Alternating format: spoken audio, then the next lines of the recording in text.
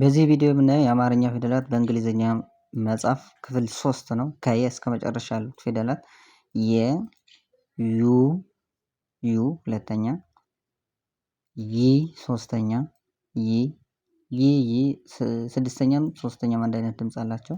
ያ አራተኛ፣ የ አምስተኛ፣ ይ ስድስተኛ፣ ሶስተኛ እና ስድስተኛ አንድ አይነት ድምፅ አላቸው። አምስተኛ እና አንደኛም አንድ አይነት ድምፅ አላቸው። ዮ ሰባተኛ። የ የሚወክለው በዋይ የሚባለው የእንግሊዝኛ ፊደል ነው። ዋይ ኢ ካልን የ የመጀመሪያው ነው። ዋይ ዩ ካልን ደግሞ ሁለተኛው ነው። ዋይ አይ ካልን ደግሞ ሶስተኛው ነው። ዋይ ኤ ካልን ያ አራተኛ ነው። ዋይ አይ ኢ ካልን አምስተኛ ነው። ዋይ ብቻውን ከሆነ ደግሞ ዋይ ብቻውን ከሆነ ስድስተኛ ነው። ይህ ዋይ ኦ ከሆነ ዮ ሰባተኛ ነው ማለት ነው። ዋይ ኦ እንላለን። ዋይ ኢ ዩ ዋይ ዩ ዋይ አይ ዋይ ኤ ዋይ አይ ኢ ዋይ ብቻውን ይ ዋይ ኦ ከሆነ ደግሞ ዮ እንላለን ማለት ነው። እሺ ዋይ የሚጻፈው ቪ ነው የሚመስለው ከላዩ፣ ከታች ደግሞ አንድ ቋሚ መስመር ስናደርግበት ዋይ ይመስላል። አሁን ደግሞ የምንቀጥለው ወደ ደ ነው። ከየ ቀጥለው የአማርኛ ፊደል ደ ነው። ደ ዱ ሁለተኛ፣ ዲ ሶስተኛ፣ ዳ አራተኛ፣ ዴ አምስተኛ፣ ድ ስድስተኛ፣ ዶ ሰባተኛ፣ ደ ደግሞ የሚወክለው በዲ ነው። ዲ አራተኛ የእንግሊዝኛው ፊደል ደ የሚባለው የአማርኛ ፊደልን ይወክለዋል። ዲኢ ስንል ደ የመጀመሪያው ነው። ዲዩ ስንል ዱ ሁለተኛው ነው። ዲዩ ዱ ሁለተኛ፣ ዲዩ ዲአይ ስንል ዲ ሶስተኛ ነው። ዲኤ ስንል ዳ አራተኛ ነው። ዲኤ ዳ አራተኛ፣ ዲአይኢ ስንል ዴ አምስተኛ ነው። ዲ የነበረውን አይ ስንጨምርበት ዲ ብቻውን ከሆነ ደግሞ ስድስተኛ ነው። ዲኦ ካልን ደግሞ ዶ ነው። ዲኦ ዶ እንላለን ሰባተኛው ማለት ነው። አሁን ለምሳሌ ዋይ እና ዲ ብቻ ነው የሚለዩቸው እንጂ አናባቢዎቹ አንድ አይነት ናቸው። የመጀመሪያው ኢ ነው፣ የሁለተኛው ዩ ነው፣ የሶስተኛው አይ ነው፣ የአራተኛው ኤ ነው፣ የአምስተኛው አይ ኢ ነው፣ ስድስተኛው ምንም አናባቢ የለውም፣ ሰባተኛው ኦ ነው ማለት። ከዚህ የሚቀጥለው ጀ ነው። ጀ ደግሞ ደ ጽፈን ከላዩ ላይ አግድም መስመር ማድረግ ነው። ጀ ጁ ጂ ሶስተኛ፣ ጃ እንላለን አራተኛ ሲሆን፣ ጃ ጄ እንላለን አምስተኛ፣ ጂ ስድስተኛ፣ ጆ ሰባተኛ። እዚህ ደግሞ ጄ አንደኛ እና አምስተኛ፣ ሶስተኛ እና ስድስተኛ አንድ አይነት ድምፅ አላቸው። ጄ ደግሞ የሚወከለው ጄ የሚባለው የጃንጥላ መያዣው የሚመስል ፊደል ነው። ጄ የመጀመሪያ፣ ዩ ጁ ነው። አይ ከሆነ ደግሞ ጂ ነው። ኤ ከሆነ ጃ ነው አራተኛ። ጄ አይ ኢ ካደረግነው ደግሞ ጄ አምስተኛ ነው። ጄ ብቻ ከሆነ ምን ይሆናል? ስድስተኛ ይሆናል። ኦ ከሆነ ጆ ይሆናል ማለት ነው። ኢ አሁንም የምናየው እንትኖቹ ብቻ ናቸው እንጂ የተቀሩት በሙሉ ምንድን ናቸው? የአናባቢዎቹ አንድ አይነት ናቸው። ተነባቢዎቹ ደግሞ ለሁሉም አንድ አይነት ናቸው። አናባቢዎቹ ስንጨምርባቸው ነው የሚለያዩት ማለት ነው። ለምሳሌ አንደኛ ሲሆን ኢ እንጨምርበታለን ከዋይ በኋላ፣ ሁለተኛ ሲሆን ዩ፣ ሶስተኛ ከሆነ አይ፣ አራተኛ ከሆነ ኤ፣ አምስተኛ ከሆነ አይ ኢ፣ ስድስተኛ ምንም የለውም፣ ሰባተኛ ኦ ተነባቢ ብቻ ነው የምንጽፈው ማለት ነው። ምን ላይ? ስድስተኛ የሁሉም ፊደላት ላይ ማለት ነው። ተነባቢ ብቻ ነው የሚጻፈው። ሁሉም ስንጽፍ እዚህ እንዳየነው ሁሉ የመጀመሪያዎቹ ኢ እንደሚወስዱ፣ ሁለተኛዎቹ ዩ እንደሚወስዱ እና አናባቢዎቹ ተነባቢዎቹ ግን አንድ አይነት እንደሆኑ ለሁሉም ማለት ነው። ከፊደል ፊደል ይለያያል። እሺ ከዚህ ቀጥለን የምናየው ደግሞ ከጀ ቀጥለን የምናየው ፊደል የአማርኛ ፊደል ማን ነው? ገ ነው። ገ ጉ ሁለተኛ፣ ጊ ሶስተኛ፣ ጋ አራተኛ፣ ጋ ጌ አምስተኛ፣ ግ ስድስተኛ፣ ጎ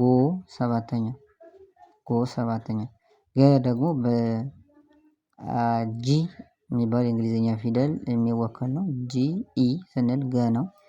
ጂ ዩ ስንል ጉ ነው። ጂ ዩ ጂ አይ ስንል ጊ ነው። ጂ አይ ጂ ኤ ስንል ጋ ነው። ጋ ጂ አይ ኢ ስንል ደግሞ ጌ ነው። ጂ ብቻውን ከሆነ ግ ነው ስድስተኛ። ጂኦ ካደረግነው ደግሞ ጎ ነው ሰባተኛ ማለት ነው። ጎ ጂኦ ጂኢ ገ ጂኢ ጂ የትኛ ትመስላለች? በካፒታል ሌተር ነው የሚጻፈው። እነዚህ አናባቢዎቹ ደግሞ በስሞል ሌተር ነው የሚጻፉት ማለት ነው። ከዚህ ቀጥሎ ጠ ነው። ጠ ጡ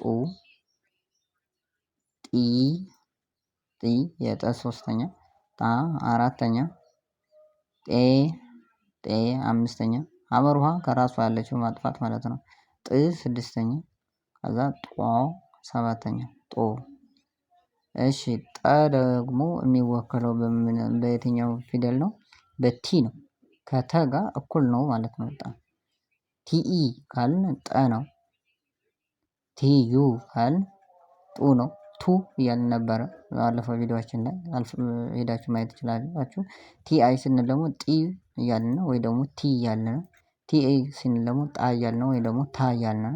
ቲአይኢ ስንል ደግሞ ጤ ወይም ደግሞ ቴ እያልን ነው ማለት ነው። ቲ ብቻውን ካልን ጥ ወይም ደግሞ ት እያልን ነው። ቲኦ ስንል ደግሞ ጦ ወይም ደግሞ ቶ እያልን ነው።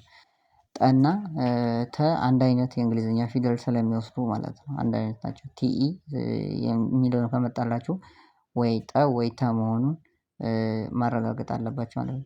ጨ ቀጥሎ የሚመጣው ጨ ጩ ጪ የጨ ሶስተኛ፣ ጫ አራተኛ፣ ጫ የጨ አራተኛ፣ ጨ አምስተኛ፣ ጪ ስድስተኛ፣ የጨ ስድስተኛ፣ ጮ ሰባተኛ፣ ጨ አንደኛ እና አምስተኛ፣ ሶስተኛ እና ስድስተኛ አንድ አይነት ድምጽ አላቸው። ጨ ደግሞ የሚወክለው ሲኤች ነው። ሲኤች ባለፈው ቪዲዮአችን ቸ እንደሚወክል አይተን ነበር። ጨ እና ቸ የሚወክሏቸው አንድ አይነት ናቸው። ሲኤችኢ ስንል ጨ ነው ወይም ደግሞ ቸ ነው። ሲኤችዩ ስንል ጩ ነው ወይም ደግሞ ቹ ነው። ሲኤችአይ ስንል ጪ ነው ወይም ደግሞ ቺ ነው። ሲኤችኤ ስንል ጫ ወይም ደግሞ ቻ ነው። ሲኤችአይኢ ስንል ደግሞ ጬ አምስተኛ ወይም ደግሞ ቼ አምስተኛ ነው። ሲኤች ብቻ ስንል ጪ ወይም ደግሞ ቺ ስድስተኛ ናቸው። ሲኤችኦ ስንል ጮ ወይም ደግሞ ቾ ነው ማለት ነው። ወይም ቾ እነዚህ ሁለቱ አንድ አይነት ፊደል ስለሚወስዱ ማለት ነው። አንድ አይነት የሚወስዱ ፊደሎች አሉ። ከነዛ አንፃር ነው ማየት ያለበት። ባለፈው ቪዲዮአችን ላይ ሶስቱም ሀዎች አንድ አይነት እንግሊዝኛ ፊደል እንደሚወስዱ አይተናል። ከዚህ በኋላ የምናያቸውም አሉ። ተና ጠ፣ ጨና ቸ፣ ጰና ፐ፣ ጸና ጸ ሁለቱም የሚወስዱ አሉ። እነዚህን በደንብ መለየት አስፈላጊ ነው። ሲኤች ኢ ካልን ጨ ነው። ሲኤች ዩ ስንል ደግሞ ማለታችን ጩ ነው። ሲኤች ነው አሁን ቼም የሚወክለው ተነባቢው ሲኤች ነው።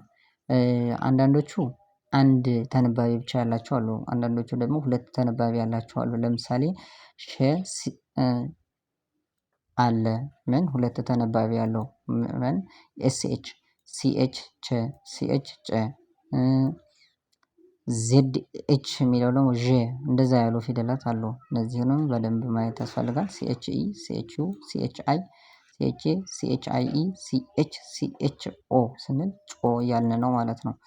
ጨ ከቸ ጋራ አንድ አይነት ጽሁፍ ነው የሚጻፈው። ከእንደዚህ አይነት ስታገኙ በተለይ በአማርኛ የእንግሊዝኛ ፊደላት ተጠቅሞ የሚጽፍ ካገኛችሁ ሁለቱንም መሞከር ግዴታ ነው ማለት ነው። ጨ ወይም ቸ ስለሚሆን በቸ ብቻ ካነበባችሁት የጨ ሊሆን ስለሚችል ከዚህ ቀጥሎ የምናገኘው ጠ ነው። ጠ፣ ኡ፣ ጡ ሁለተኛ፣ ጲ የጰ ሶስተኛ፣ ጲ፣ ጳ የጰ አራተኛ፣ የጰ አራተኛ፣ ቀጥሎ ጴ ነው አምስተኛ፣ የጰ አምስተኛ። ቀጥሎ ደግሞ የምናገኘው ጥ ነው። የጰ ስድስተኛ፣ የጰ ስድስተኛ። ቀጥሎ የምናገኘው ጶ ነው። የጰ ሰባተኛ፣ ጶ፣ ጶ ነው። ቀጥለን የምናየው ፐ ነው። ምክንያቱም ሁለቱም አንድ አይነት ፊደል ስለሚወስዱ ፐ የምንጽፈውና ከታች የእንግሊዝኛ ፊደል የሚወክላቸው ነው። ፐ፣ ፑ፣ ፐ የተ መሀል ላይ የነበረውን አግድም መስመር ላይ ሲወጣ ማለት ነው። ፒ ሶስተኛ፣ ፓ አራተኛ፣ ፓ፣ ፔ አምስተኛ፣ የፐ አምስተኛ ማለት ነው። የፐ አምስተኛ፣ ፕ፣ ከዛ ፖ፣ ፖ እና ፓ እዚህ ላይ በደንብ መጠንቀቅ አለባችሁ። ከላይ ከሆነ እንትን የሆነ ዞር ያለው ፖ ነው። ከታች ከሆነ እንደ ታ ነገር ከሆነ ደግሞ ፓ ነው ማለት ነው። እነዚህ ሁለቱ አንድ አይነት ተመሳሳይ የሆነ የእንግሊዝኛ ፊደል ነው የሚወስዱ ጰ እና ፐ። ይህንን ፒ የሚባለው የእንግሊዝኛ ፊደል ነው የሚወክላቸው። ፒ ኢ ስንል ጰ አንደኛ፣ ፐ አንደኛ ነው። ፒ ዩ ስንል ኡ ሁለተኛ፣ ፑ ሁለተኛ ነው። ፒ አይ ስንል ጲ ሶስተኛ፣ ፒ ሶስተኛ ነው። ጣና ፓ ለማለት ደግሞ ፒኤ ነው። ጴና ፔ ለማለት ደግሞ ፒአይኤ ነው። ፕና ጵ ለማለት ደግሞ ፒ ብቻውን ነው። ጶና ፖ፣ ጶና ፖ ለማለት ደግሞ ፒኦ ነው የምንወስደው ማለት ነው። ለእነዚህ ሁለቱ የሚወክላቸው አንድ አይነት ፊደል ነው ማለት ነው። ከዚህ ቀጥሎ የምናገኘው ጸ ነው። ጸ ሁለት አይነት ጸ አሉ። ጸሎቱ ጸ እና ፀሐዩ ጸ ይባላሉ። የመጀመሪያው ጸሎቱ ጸ ይባላል። ጸ የሚመስለው ከላዩ ላይ የሌለው ከሆነ ጸ፣ ጹ፣ ጸሎቱ ጸ ይባላል። ጺ ሶስተኛውን፣ ጺ ሶስተኛው፣ የጸሎቱ ጸ ሶስተኛ። እንደ ፒ ነው የሚመስለው ከላዩ ብቻ የሌለው ነው። እንደ ፓ የሚመስለው ከሆነ ደግሞ የጸሎቱ ጸ አራተኛ ጸ ይባላል። ጼ ከሆነ ደግሞ ጴ ነው የሚመስለው። ከላይ ግን የለም ያችኛይቱ ቀስቷ የለችም ማለት ነው። ጽ ስድስተኛ፣ ከዛ ጾ፣ ፖ ኦ የሚል የነበረው ከላይ ያለችው ቀስት ማስቀረት ማለት ነው። ከዚህ ቀጥሎ የምናገኘው ደግሞ ፀሐዩ ፀ የሚባለው ይሄ ደግሞ አይኗ አ የሚመስል ግን ከውስጡ እንትን ያለው ማለት አግድም መስመር ያለው ፀ፣ ጹ፣ ጺ፣ ጺ የፀ ሶስተኛ፣ የፀሐዩ ፀ፣ ጻ የአራተኛ፣ ጼ አምስተኛ፣ የፀሐዩ ፀ፣ ጽ የፀሐዩ ፀ ስድስተኛ፣ ጾ ከሆነ ደግሞ ጾ የፀሐዩ ፀ ሰባተኛ ማለት ነው። ፀ የሚወከለው ቲኤስ ነው። ቲኤስ፣ ቲኤስኢ ስንል ፀ ነው። ለሁለቱም ፀ ይወክላቸዋል። ቲኤስዩ ስንል ለሁለቱም ጹ ይወክላቸዋል። ቲኤስአይ ስንል ለሁለቱም ጽ ይወክላቸዋል። ቲኤስኤ ስንል ደግሞ ለሁለቱም ጻ ይወክላቸዋል። ቲኤስአይኢ ስንል ደግሞ ለሁለቱም ጽ ይወክላቸዋል። ቲኤስ ስንል ለሁለቱም ጽ ስድስተኞቹ ይወክላል። ቲኤስኦ ስንል ደግሞ ጾ ለሚባሉ ለሁለቱም ጸዎች ይወክላቸዋል ማለት ነው።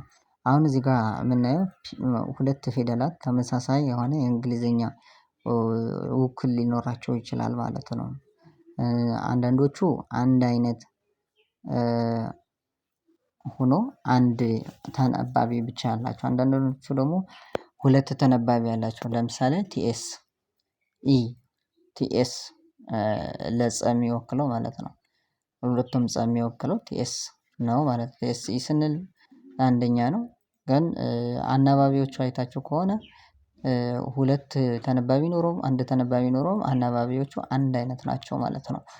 የፐም የቲኤስ ወይ የጸም አንድ አይነት ምን አላቸው አናባቢ አላቸው። የአንደኛው ኢ ነው፣ የሁለተኛው ዩ ነው፣ የሶስተኛው አይ ነው ማለት ነው። እና መማር ከፈለጋችሁ እዚህ በምናስቀምጠው ስልካችን ደውሉልን፣ መማር ትችላላችሁ። እኛን ደግሞ ሁሉም ማህበራዊ ሚዲያ ማግኘት ትችላላችሁ በዚህ ስልክ ላይ ማለት ነው። የሚቀጥለው ትምህርታችን የሚቀጥለው ፊደል ደግሞ ፈ ነው። ፈ እንዴት አማርኛው እንደሚጻፍ ነው ማን እንደሚወክለው እናያለን። ፈ ፉ ፊ ፋ ፌ ፌ አምስተኛ ፍ ስድስተኛ ፎ ሰባተኛ። ፈ የሚወከለው ኤፍ በሚባለው የእንግሊዘኛ ፊደል ነው። ኤፍን ካወቃችሁ ከዛ አምስቱን አናባቢዎች ወይም ደግሞ ቫውሎች የሚባሉን ደግሞ ለሁሉ አንድ አይነት ናቸው። ኤፍ ኢ ስንል ፈ እንደሆነ፣ ኤፍ ዩ ስንል ፉ እንደሆነ፣ ኤፍ አይ ስንል ፊ እንደሆነ፣ ኤፍ ኤ ስንል ፋ እንደሆነ፣ ኤፍ አይ ኢ ስንል ደግሞ ፌ እንደሆነ፣ ኤፍ አይ ኢ ኤፍ ብቻውን ስንል ፍ ስድስተኛ እንደሆነ፣ ኤፍ ኦ ስንል ደግሞ ፎ ሰባተኛ እንደሆነ ማስተዋል ብቻ ነው የሚጠበቀው ማለት ነው። መጀመሪያ አናባቢ ከተገኘ ቀላል ነው። ከዚህ የሚቀጥለው ቨ ነው። ቨ ቡ ቪ ቪ ሶስተኛ፣ ቫ አራተኛ፣ ቫ የቨ አራተኛ፣ ቬ አምስተኛ፣ ቬ አምስተኛ፣ ቭ ቭ ስድስተኛ፣ ቭ ስድስተኛ፣ ቮ ሰባተኛ፣ የቨ ሰባተኛ ማለት ነው። ቨ የሚባለው ፊደል በ ከሚባለው ፊደል የሚለየው ከራሱ ላይ ምን ስላለው አግድም መስመር ስላለው። ቨ የሚወከለው በቪ ነው። ቪኢ ስንል ቨ ነው። ቪዩ ስንል ቡ ነው። ቪአይ ስንል ቪ ነው። ቪ ኤ ስንል ቫ ነው። ቪ አይ ኢ ስንል ቪ ነው። ቪ ብቻውን ስንል ቭ ነው ስድስተኛ። ቪኦ ስንል ደግሞ ቮ ሰባተኛ ነው ማለት ነው። እነዚህም ስታያቸው ተነባቢዎቻቸው ነው የሚለያዩ እንጂ አናባቢዎቻቸው አንድ አይነት ናቸው ማለት ነው። አንደኛው ኢ እንደሚወስድ፣ ሁለተኛው ዩ እንደሚወስድ፣ ሶስተኛው አይ እንደሚወስድ፣ አራተኛው ኤ እንደሚወስድ፣ አምስተኛው አይ ኢ እንደሚወስድ፣ ስድስተኛው ምንም እንደሌለው፣ ሰባተኛ ደግሞ ኦ እንደሆነ ማየት ይጠበቅባችኋል ማለት ነው። ለሁሉም ፊደላት አንድ መናገር የምፈልገው ነገር ለሁሉም ፊደላት ተነባቢዎቻቸው አንድ አይነት ናቸው። ሌላው ደግሞ ሁለት ፊደላት ተመሳሳይ የሆነ ምን ሊኖራቸው ይችላል? አናባቢ ሊኖራቸው ይችላል። ለምሳሌ እንዳየነው ጰና ፐ ሁለቱም ጸ፣ ቸና ጨ፣ ጠና ተ የሚሉ ከዛ አራቱንም የሀ በሀ የሚጠሩት ሀሌቶ ሀ፣ ሀመሮ ሀ የሚባሉት እና ብዙሃኑ ሀ እና ህ የሚባለውን ፊደል ማለት ነው። እነዚህች አሉ። መማር ከፈለጋችሁ በምናስቀምጠው ስልካችን መደወል ትችላላችሁ። ሰብስክራይብ፣ ላይክ፣ ሸር ማድረጋችሁን አትርሱ። እንዲሰራላችሁ የምትፈልጉት ካለ በኮሜንት አሳውቁን፣ እንሰራላችኋለን። ይህ የመጨረሻ ክፍል ነው። ከዚህ በኋላ የምንቀጥለው ወደ አረፍተ ነገሮችን ነው። እንግሊዘኛ የአማርኛ አረፍተ ነገሮችን በእንግሊዘኛ መጻፍን ነው።